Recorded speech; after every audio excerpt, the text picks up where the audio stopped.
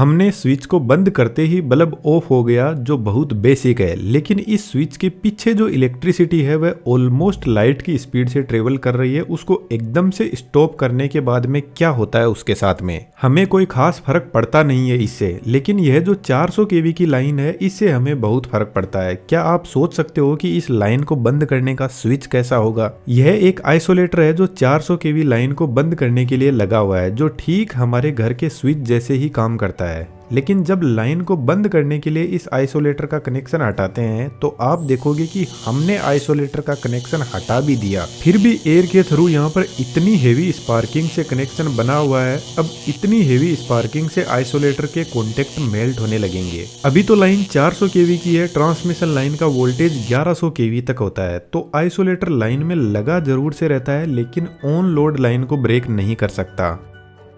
तो लाइन को ब्रेक करने के लिए एक पावरफुल डिवाइस बनाई गई जिसको बोलते हैं सर्किट ब्रेकर। यह 132 केवी से लेकर 1100 केवी तक किसी भी लाइन को ब्रेक कर सकता है एकदम सेफ्टी के साथ में, और लाइन में यदि कोई फॉल्ट आता है तो भी यह अपने आप ट्रिप हो जाता है। आप जो सर्किट ब्रेकर देख रहे हो वह SF6 सर्किट ब्रेकर है। तीनों फेज के लिए सेम मैकेनिज्म होता है, लेकिन यह मैकेनिज्म अलग अलग इन बुशिंग में ऑपरेट करता है। जो अपर टर्मिनल है वह मेन लाइन से आता है और ऊपर की तरफ कनेक्ट हो जाता है, और लोअर टर्मिनल से सर्किट ब्रेकर का आउटपुट निकलता है। अब इन दोनों टर्मिनल के बीच में ही सर्किट को ब्रेक करने का मैकेनिज्म लगा रहता है। अपर टर्मिनल एकदम फिक्स होता है, कोई भी मूवमेंट नहीं कर सकता है। यहाँ पर रोड लगी रहती है, वह कॉपर की है। लोअर टर्मिनल में भी एक कॉपर की रोड लगी हुई है जो मूव कर सकती है। यह रोड अंदर से खोखली होती है और ऊपर टर्मिनल से अपना कॉन्टेक्ट बनाती है। लोअर कॉन्टेक्ट खुद तो मूवमेंट नहीं कर सकता, लेकिन इस कॉपर की रोड को मूव करवाने का मैकेनिज्म यहाँ पर होता है। यहाँ पर लगे मूविंग कॉन्टेक्ट बुशिंग के बाहर से ऑपरेट होते हैं। मानकर चलते हैं लाइन ऑन है और सर्किट ब्रेकर का कॉन्टेक्ट बना हुआ है। यहाँ पर दो कंडीशन है, यदि लाइन में कोई फॉल्ट आ गया या फिर सर्किट ब्रेकर को हम मैन्युअली बंद करते हैं तो दोनों ही कंडीशन में सेम ही प्रोसेस से लाइन ब्रेक होती है। इस मैकेनिज्म के अंदर दो स्प्रिंग लगी रहती है और फिलहाल दोनों की दोनों स्प्रिंग लोडेड है। नीचे एक रिले लगी हुई है प्लंजर सिस्टम के साथ में। सर्किट ब्रेकर के पास में एक करंट ट्रांसफार्मर भी लगा रहता है, तो जब भी लाइन में कोई फॉल्ट आता है तो करंट ट्रांसफार्मर से हाई करंट फ्लो करने लगेगा, और करंट ट्रांसफार्मर रिले को बताता है कि सर्किट ब्रेकर से ज्यादा करंट फ्लो कर रहा है, ब्रेकर को ट्रिप करने की जरूरत है। एक छोटा सा क्वेश्चन दोस्तों आपके लिए, यहाँ पर current transformer extremely high current पर ऑपरेट करता है और सर्किट ब्रेकर में लगी हुई रिले मुश्किल से 12 से 24 वोल्ट डीसी पर ऑपरेट करती है। फिर यह आपस में कैसे कम्युनिकेट करते हैं, इसका डायरेक्ट आंसर तो इस वीडियो में नहीं दिया हुआ है, लेकिन हिंट आपको आगे मिल जाएगा। दोस्तों स्किल के जमाने में थ्योरी से काम नहीं चलता है, और आप खुद इंटरनेट पर रिसर्च करना 3D एनिमेशन का मार्केट कितना जबरदस्त एक्सप्लोड कर रहा है। हम भी धीरे धीरे एक 3D कम्युनिटी बिल्ड कर रहे हैं जहां पर बहुत सारे एनिमेटर सीख रहे हैं और अपने एक्सपीरियंस को शेयर कर रहे हैं। यदि आप भी सीखने में इंटरेस्टेड हो तो हमारी कम्युनिटी में आपका मोस्ट वेलकम है। डिस्क्रिप्शन में डिटेल्स अवेलेबल है। Now back to the point. तो सीटी का हाई करंट रिले से फ्लो करेगा तो रिले ऑपरेट होगी और इसमें लगे प्लंजर को बाहर की साइड में फोर्स लगाएगी, जिसकी वजह से यहाँ पे लगी होल्डिंग लेच लीवर को फ्री कर देगी, और लीवर पर लोडेड स्प्रिंग का फोर्स आ रहा है तो बहुत हाई स्पीड में स्प्रिंग इस रोड को नीचे की तरफ पुल करेगी और लाइन बंद हो जाएगी। लेकिन इतना आसान नहीं है। इस हाई वोल्टेज लाइन ने आइसोलेटर को भी नहीं छोड़ा तो सर्किट ब्रेकर को इतनी आसानी से कैसे छोड़ देगी? जब स्प्रिंग नीचे आएगी तो बुशिंग के नीचे एक छोटा गियर बॉक्स लगा रहता है, जिससे तीनों बुशिंग एक दूसरे से कनेक्टेड रहती है ताकि स्प्रिंग का फोर्स तीनों बुशिंग पर इक्वली पहुंच सके।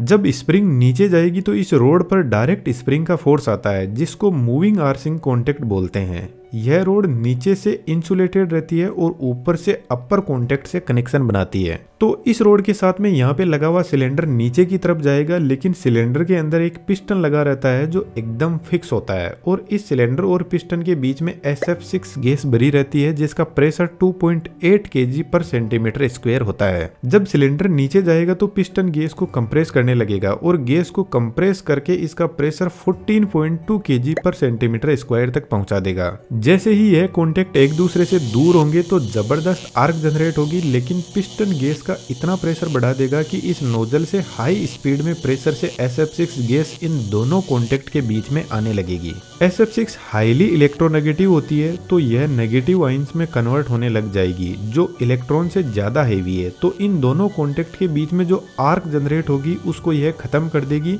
क्योंकि इसके जो नेगेटिव आयंस है वह हेवी वेट की वजह से इसकी मोबिलिटी को रिड्यूस कर देते हैं, जिससे जितने भी फ्री इलेक्ट्रॉन्स है वह मूव नहीं कर पाएंगे और वहीं पे खत्म हो जाएंगे। SF6 गैस का प्रेशर और टेम्परेचर बढ़ने से यह लिक्विड में कन्वर्ट हो सकती है, तो यहाँ पर साइड में हीटर लगे रहते हैं जो इसको लिक्विड में कन्वर्ट नहीं होने देती, क्योंकि गैस लिक्विड में बदल गई तो फिर तो लाइन ब्रेक होगी ही नहीं। फिलहाल सर्किट ब्रेकर को तो बंद कर दिया, लेकिन एक रिस्क यहाँ पर अभी भी बनी हुई है कि इन सर्किट ब्रेकर के कॉन्टेक्ट के बीच में दूरी बहुत कम है, इसलिए सर्किट ब्रेकर के बाद में आइसोलेटर लगा रहता है। तो जब हम मैन्युअली सर्किट ब्रेकर को बंद करते हैं किसी लाइन पर काम करने के लिए, तो सर्किट ब्रेकर को बंद करने के बाद में आइसोलेटर को जरूर से ओपन किया जाता है डबल सेफ्टी के लिए, क्योंकि जब इतनी पावरफुल लाइन सडनली ब्रेक होती है तो सर्किट ब्रेकर के कॉन्टेक्ट पर बहुत ज्यादा स्ट्रेस पड़ता है, क्योंकि अब तक जो करंट हाई स्पीड में फ्लो कर रहा था उसको कोई पाथ नहीं मिलेगा जाने के लिए, तो सर्किट ब्रेकर के कॉन्टेक्ट से करंट वापस पीछे की तरफ रिफ्लेक्ट होने लगेगा। जिस तरीके से हाई स्पीड में फ्लो होते हुए पानी को हम एकदम से रोक देते हैं तो उसमें पीछे की तरफ वेव्स बनने लगेंगी, ठीक ऐसा ही करंट के साथ में होता है। और यह करंट इतना पावरफुल होता है कि जनरेटर जो इलेक्ट्रिसिटी जनरेट कर रहा है उसको भी अनस्टेबल कर सकता है, या फिर किसी ट्रांसफॉर्मर को डैमेज भी कर सकता है। बहुत सारे डिवाइसेस लगाए जाते हैं पीछे की डिवाइसेस को सेफ रखने के लिए।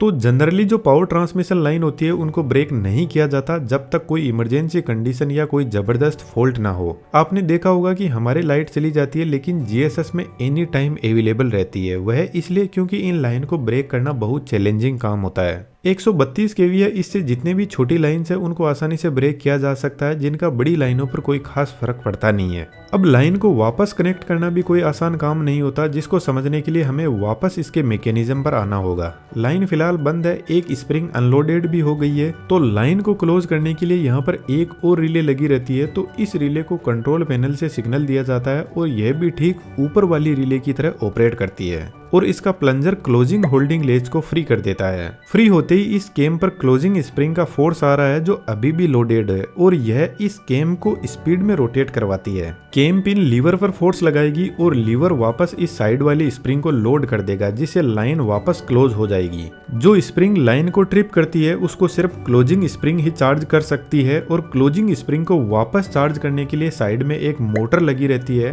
तो सर्किट ब्रेकर के क्लोज होते ही यह स्प्रिंग को वापस धीरे धीरे लोड करने लग जाएगी। इन सर्किट ब्रेकर का ओपनिंग और क्लोजिंग टाइम सिर्फ 40 to 60 मिली सेकेंड का होता है, और यदि लाइन ब्रेक होते टाइम आप सर्किट ब्रेकर के पास में खड़े रहते हो तो गैस और इसके ऑपरेशन की आवाज आसानी से सुनाई दे जाएगी। सर्किट ब्रेकर में जो SF6 गैस होती है वह इन बूसिंग के अंदर ही बंद रहती है, क्योंकि यह हार्मफुल भी है और एनवायरनमेंट को नुकसान भी पहुंचाती है। यहाँ पर लगा मीटर इसका प्रेशर बताता रहता है, तो प्रेशर डाउन होते ही गैस की रीफिलिंग की जाती है। जब एक्स्ट्रा हाई वोल्टेज लाइन को वापस कनेक्ट करते हैं तो यह ट्रांसफार्मर के लिए खतरनाक हो सकती है, तो इसका भी हमें खासकर ध्यान रखना होता है, जिसकी बातें हमने इस ट्रांसफार्मर वाले वीडियो में की है। अभी तो हमने सिर्फ सर्किट ब्रेकर और ट्रांसफार्मर के बारे में बात की है। इलेक्ट्रिसिटी की वजह से हम हमारे घरों में बहुत अच्छे से एंजॉय करते हैं, लेकिन इसके पीछे जो इंजीनियरिंग है वह बहुत ही चैलेंजिंग टास्क है। हम आने वाले वीडियो में और एक्सप्लोर करते जाएंगे, तो इस सीरीज में हमसे जुड़े रहने के लिए चैनल को आप सब्सक्राइब जरूर से कर लीजिएगा। हम आपको कुछ बेस्ट लर्निंग देने की कोशिश कर रहे हैं, ठीक ऐसा ही 3D एनिमेशन है, तो आप हमारे साथ आ सकते हो। डिटेल्स डिस्क्रिप्शन में अवेलेबल है।